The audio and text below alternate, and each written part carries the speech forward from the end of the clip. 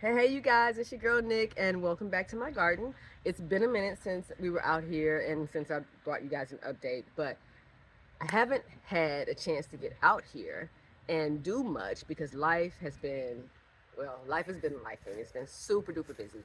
But on Sundays, I love to get out here and just commune with nature and just zen out.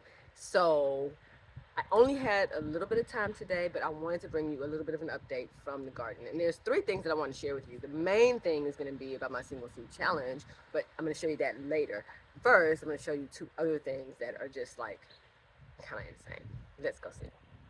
So here's the first thing. This is my greens bed. If you just look all here, there's nothing but that's perpetual spinach. This is kale, turnips, Swiss chard, and mustard. So my mustard greens have already started to flower, and I'm gonna let. Oh, and we have some bugs. You can see right here. Um, there's some kind of leaf miner. Anyway, so I'm gonna just go ahead and let them continue to flower because this right here, if you can see it, but that's going to be all seeds right there. So I always talk about planting things once and having seeds to grow that same plant for ever, basically. I will share those seeds with people, but I'll never have to buy mustard seeds again. My Swiss chard, oh, it's so pretty, but the leaves are way too big. I need to come in here and harvest some of those. And this is happening because I just haven't had time to get out here and um, harvest anything. Same problem right here with this turnip. Look at this, y'all. Look at that. That turnip is way too big for anything. It's gonna be really tough, really woody. So what I'll probably do is pull this, and we probably can cook it and it'll still be okay, but that's just way too big for anything. So that's the first thing I wanted to show y'all. Second thing is my collards, y'all. Look how pretty. They look like, it looks like a big flower, yes? So super pretty. Speaking of flowers, it too is starting to bolt. So here are the flowers on the collards.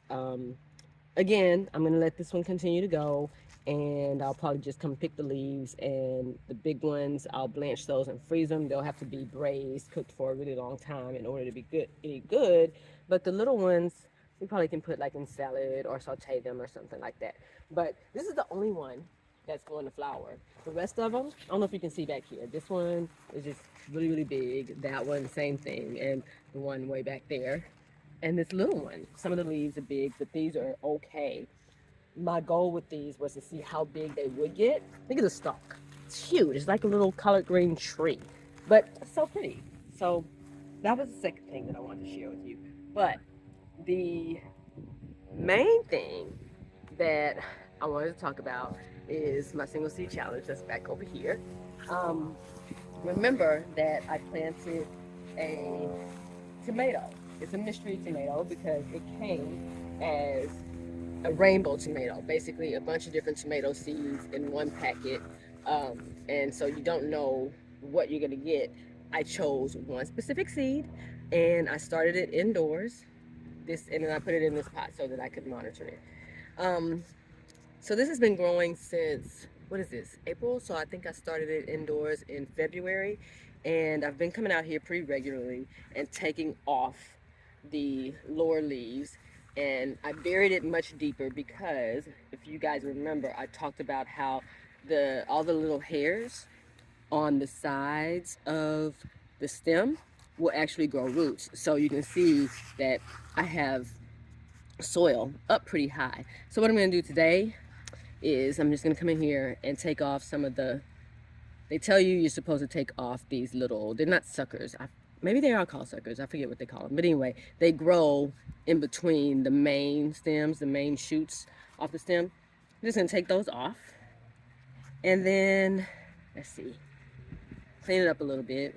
And then I'm going to take off this bottom layer of leaves because we don't want any disease, and that's going to help, keep it from getting any kind of disease. And then I'm just going to top off with a little bit more soil up around that stem because those hairs are just going to make more roots, which means more growth, which hopefully means more fruit.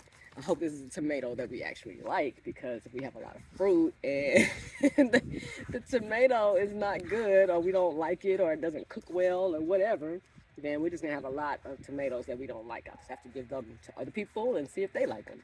But so that's pretty much all I had time to do today. It's about the sun is going down on us. It's around 6 o'clock, so we don't have much daylight left. And then it's also a day that we watch some shows. So that's pretty much all I'm gonna do today. I came out here earlier and harvested some arugula flowers and leaves, and what else? Some mustard greens, flowers and leaves, and I'm gonna use those for dinner tonight to make a sauce for our steak. So that's gonna be fun. But that's about all I had a chance to do in the garden. Y'all know I love to do this on Sundays, but I just wanted to give y'all an update on that. And stay tuned for more updates on my single seed challenge and the spring and summer garden. This is my favorite time of year because things start going crazy with growth. But anyway, that's later to come. Thank you guys for tuning in. Again, I appreciate you, and I hope you'll be back to see the progress. Till next time, you guys. Bye.